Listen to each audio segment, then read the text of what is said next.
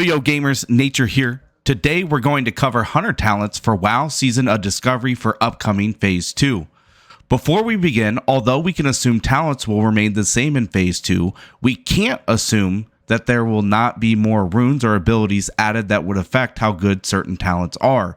In fact, let's hear each other's opinion. Take a second if you have a good rune idea that you think would be great in Season of Discovery and throw it in the comments below. So let's take everything with a grain of salt here, as we have no clue what next phase will bring. As always, make sure you like and subscribe. It really helps. First, let's go over what abilities we know will unlock in Phase 2. At level 26, we'll unlock Rapid Fire, which is a huge ability for burst damage, and also will unlock Track Elementals. At level 28, we'll get Frost Trap. This is a great PvP ability, and it can be used in some PvE scenarios, especially in 5-man dungeons. At level 30, we'll get Feign Death, an aspect of the Beast. Feign Death is going to be huge for PvE and PvP to get out of combat. At level 32, we'll get Flare and Track Demons. At level 34, we get Explosive Trap. This would be great with Feign Death for an AoE pull as well. At level 36, we get Viper Sting, which is one of the best PvP abilities of any class in the game, so this will be huge as well. And finally, at 40, we'll get Aspect of the Pack and Volley. A lot of these are really great abilities and really open up our toolkit going into Phase 2. Now that we've covered the unlocked abilities, let's go over our runes. To be honest, it would be a waste of time to cover runes in Phase 2, as we already know all the Phase 1 runes, while we also don't know any of the new runes that should be added. With that being said, I want to talk about one rune that could pop up in a weird niche scenario. It's kind of a meme, but it sounds really cool. We know Wind Serpents and other magic pets were broken in Phase 1. I just did a full guide on pets going into Phase 2. If you'd like to learn more about pets, I'll put the link in the video in the description below for those wanting more details. Now, Harambe has an ability called Thunderstomp that was never relevant in WoW Classic, but may be insane in Phase 2. Last we left it, magic pets got a nerf to their damage, and kill command was limited to just bite and claw. With that being said, Blizzard added a side buff to pets where they said pet scaling will affect abilities with longer CDs more focus, more than abilities with low focus and low to no CD. This basically kept Wind Serpents relevant despite having the original nerf. Thunderstomp is double the base damage of Lightning Breath, is also a 1-minute CD, and it's 60 focus instead of 50, meaning it could scale much higher with that current update. A 1-minute CD is more than any pet CD except for the shell shield from a turtle. This is a magic ability which we've known to be broken in the past, as well as we're adding Bestial Wrath for an additional multiplier to the ability. The reason I'm bringing this up is one of the runes we've never even thought about is Cobra Strikes. This makes the next two pet special abilities crit after you have a ranged critical strike on a shot ability of your own. In all reality, Thunderstomp could be a 1,000 to even 1,500 damage ability when it crits. And obviously that's speculation, we have no clue, but it is a 8-yard AoE, which makes that absolutely insane if it's true. You could use this in a massive AoE pool in Nomergon, or just imagine 10 hunters doing this in the new world PvP event. They would wipe an entire raid. Even as an opener in a 1v1 or thunderstomping a flag that everyone's standing on to protect the Arathi Basin, this just sounds exciting and really cool to me. Obviously, there's no guarantee Cobra Strikes will work for Thunderstomp, and all of this should be taken as a meme, but it's not impossible, so let's keep an eye out for it. With the memes out of the way, let's dive right into talents. It's worth noting that at level 40, we will have 31 talents. This is exactly the amount needed to complete one of the 3 talent trees and have 0 left over. So most likely we'll spend most of it if not all of our points in one tree, regardless of what we do, since the best talents tend to be at the bottom. I'll start with the Beast Mastery tree, since this is typically really strong for leveling, and with pet scaling should be strong next phase. We'll go 5 out of 5 into improved aspect of the Hawk. This is such a strong talent to have, you guys. It's basically a 20 to 30% uptime on a 30% haste buff. To give you an example, Rapid Fire, which is strong as well, is 40% haste buff, but only has a 5% uptime over the full duration. The next 5 points here really don't matter. It just comes down to personal preference. The consensus here is to go 3 out of 5 into endurance training and 2 out of 2 into improved revived pet. Then we'll put 5 out of 5 into unleashed fury. Now, what's new for phase 2, we'll want to go 5 out of 5 into ferocity, which is 15% crit added to our pet. For Beast Mastery Hunters, we'll put 2 out of 2 into Bestial Discipline. We'll also put 1 out of 1 into Intimidation. The next 2 talent points here are free to spend where you want. It's important to remember in Season of Discovery, our pets have avoidance, meaning they take 90% reduced damage from AoE or splash damage. So your pet really shouldn't be dying in raid unless you have it off tanking NPCs for some reason. With that being said, I prefer to dump those 2 points into improved Cheetah, since I typically speed run, but really can't go wrong here at all, regardless of where you put them. You can put it into improved aspect of the monkey for PvPers, spirit bond, endurance training, even bestial swiftness is great for PvPers as well. You really can't go wrong. Any choice is fine here. Now, next we'll pick up Frenzy. It's really important to note here the attack speed of your pet affects how many talents you'll want to put into Frenzy. Technically speaking, you'll average 99% uptime with 3 out of 5 into Frenzy if your pet attack speed is 1.0 or 1.2. And then if your attack speed is 1.5 or 2.0, we want 4 out of 5 into Frenzy, while a 2.5 attack speed pet will want the full 5 out of 5. You'll still typically see the top players, however, put the full 5 out of 5 into Frenzy just to avoid bad RNG, most likely at the opener of the encounter.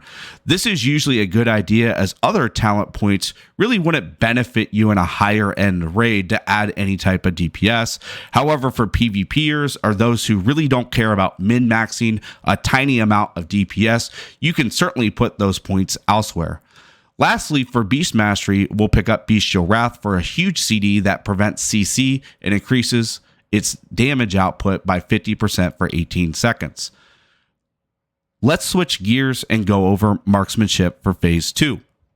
We'll start off with 5 out of 5 into Efficiency and 5 out of 5 into Lethal Shots, while then picking up Aim Shot. Next, we can either put 4 out of 5 into Improved Hunter's Mark. However, this only adds 2.25 range attack power per talent at level 40. So I would assume most players would want to opt for 1 out of 5 Hunter's Mark and 3 out of 3 into Hawkeye for extra range. Although in a perfect world, having extra range attack power does more damage, this could easily flip if the extra yards from Hawkeye give you an extra attack, which would most likely make Hawkeye BIS here. That's why most people opt for that option. Then we'll go 5 out of 5 into Mortal Shots and 3 out of 3 into Barrage. The traditional and most likely path we'll take is we'll have 2 extra talent points here that we can really do whatever we want with. Scattershot is a great option, especially for PvPers. However, it's worth nothing in PvE on anything immune to CC provided by Scattershot. It'll actually, if it's immune to the CC from Scattershot, that mob will take 0 damage from the ability. With that being said, endgame level 60 content typically is immune to CC, while most of Nomergon trash in Original Classic was not. So Scattershot should be viable as a gap creator or on trash to add a little bit of damage. With that being said, here's the breakdown on the other 2 options. We can put 1 or 2 points into Improved Serpent Sting. This adds 4 damage over 15 seconds, which isn't really a lot, and 1.6 damage to your Chimera Shot. As a side note, most people in Original Classic use this combination on the screen, and they put the talent points here that were extra into Improved Hunter's Mark. Lastly, we'll finish out this tree with 5 out of 5 range weapon specialization, and 1 out of 1 for True Shot Aura, both big abilities for hunters and your party. This is really the build we should stick to with True Shot Aura for our party. However, I'll throw this build here too. This is technically, it could be more DPS, especially with RNG on targets, viable for the build. But most of the bosses in Nomergon don't fall into that category, so I really don't see this being more than just a niche or meme spec. Now, traditionally, the survival tree in WoW Classic has been known for PvP, basically for the majority of the game. It's worth notating, in close to full Nax Bis gear, survival did make a swing to Bis on single targets. The entire tree in PvE is really centered around 15% agility increase, and the real thing to mention is that multiplication with all the other buffs stacks and is multiplicative. This basically means in Season of Discovery, we take our base agility, multiply it by 15%, then multiply it by another 20% for Aspect of the Lion, then we would add any multiplications for world buffs. All of these multiply on top of each other instead of all going from the base stats and then adding to each other. Now, because Lion's added to the mix, it makes this talent stronger than original Classic. I don't see any indication that survival is going to be relevant in Phase 2 at this time. However, for PvE, here's the tree I would use for those interested. For PvP, however, my favorite build is Survival. I'm not discouraging PvPers at all for going Beast Mastery or Marksmanship. Those are both really strong, especially for damage output. Here's the 3 builds I would focus on for PvP for those that are interested. Since I already went over Marksmanship and Beast Mastery and the variants for PvP, I'm going to focus on just explaining survival here. Most hunters I've seen, if they're inexperienced, typically get the survival tree pretty wrong. The whole idea of a hunter is really to keep people out of your dead zone as much as possible in PvP. Hunters are really strong, and we typically beat most other classes in a 1v1 and even a 1v2, especially when we engage at range and keep that encounter at range. However, most players who want to kill you are going to want that fight to occur in your dead zone. And this phase will be centered around Arathi Basin reputation, which puts a lot of objectives into the mix that could get you stuck in your dead zone more often than not. Beast Mastery is pretty good here, as your pet can carry damage and Marksman can scattershot into Feign Death and Trap, so neither of those options are bad as well. Hunters as of now haven't received any extra runes in Season of Discovery that help us in this area, while other classes like Rogue and Warriors have runes specifically that will help put them into our dead zone. This is very problematic, as CC and slow abilities are far stronger in WoW Classic than most modern MMOs. It's important to notate consumables are also extremely strong, and if you have the means, free action potions or limited invulnerability potions work great here as well. However, survival hunters are king at getting people out of the dead zone to regain that advantage, so let's walk through it. We'll start off with 3 out of 3 into humanoid slaying and 2 out of 2 into deflection. Off the rip, we have an extra 2% chance to parry an incoming melee attack that could CC or slow us. This will be basically the theme moving forward. Next, we'll get 5 out of 5 into entrapment. This is one of the most broken PvP abilities in the entire game. Assuming the other player doesn't pop a fat before they walk into this, it provides a 10-yard AoE that pulses constantly over a 30-second period.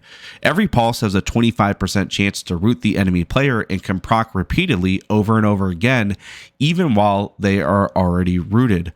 Then we'll want to pick up 5 out of 5 into improved wing clip. Same idea here, we have a 20% chance to root the target for 5 seconds. The combination of these two abilities used together will typically get a root out on somebody fairly fast. The next 2 points, you can really do what you want with them. I personally like to push and punish people that walk into my dead zone with a big raptor strike, so I'll put them into savage strikes. However, depending on what you're doing, you can take these points and really do whatever you want with them. Some players will even take these 2 points plus the points into humanoid slaying and get 5 out of 5 into deflection. Now, deflection is a little bit underrated, I'll tell you that. To put it in perspective, if you have 5 points into deflection, if you go into a fight with a rogue, for example, who takes 10 hits to kill you, you have a 50% chance to parry in this scenario. And then when you parry them, you'll have an ability called counterattack that could then guaranteed root them for 5 seconds, because counterattack can't be parried, dodged, or blocked or anything like that. That's really the theme here. Now, I will say if you're fighting range versus range, having extra HP could be better as well. And we touch base on that in the beginning. However, a hunter typically wins these encounters. And if you're not winning, you could just run away. Even in a hunter v hunter, you'll see whoever gets the opener gets good crit RNG or traps the other pet typically wins. So having a small amount of HP typically won't fix the problems you're having as a hunter, and getting people out of your dead zone is really the goal here. The more tools you have to fix that problem, the more likely you are to survive and win the encounter, hence the name of the tree. So the biggest mistake I see is getting a lot of points into survivalists and not putting points that avoid that damage to begin with, because having more HP won't help you more than just not taking the damage originally. Next, we'll pick up 1 out of 1 into deflection. This is basically a get out of jail free card if a melee comes into your dead zone, because you can use deflection and then counterattack for the easy route like we already mentioned. Next, we'll get 3 out of 3 into sure-footed. Now, the 3% hit is great, especially when you first hit level 40 cap. However, the 15% chance to avoid movement impairing effects is basically a W. If a rogue comes in or a warrior charges you and tries to get off a hamstring and you avoid that CC, you basically win the encounter, because you're going to get the wing clip on them and then just run away and you'll get free damage. They'll be out of your dead zone. We'll then get killer instinct for 3 out of 3, and then grab counterattack, which we already went over. That's a very strong CC ability. Then 5 out of 5 into lightning reflexes, which is one of the strongest talents you can get as a hunter, especially in the survival tree. That agi is going to give you armor, dodge, it'll give you crit and ranged attack power. Finally, we'll pick up wyvern sting. This is a very good CC that you can use in a hunter v hunter. You can basically wyvern sting the pet. You can CC people for objectives, or even in open field play. This allows you to usually win a lot of 1v2s. As a side note here, wyvern sting data mining suggested it might be used in combat, which would make this a much stronger ability. However, I'd assume like hunter traps, which also had the same data mining that pre-release, that will stay out of combat moving forward. Make sure you take a second and think of a new or interesting rune that you think Blizzard could implement in WoW Season of Discovery and throw it in the comments below. Give a tap on the like and subscribe. And until next time, gamers, peace!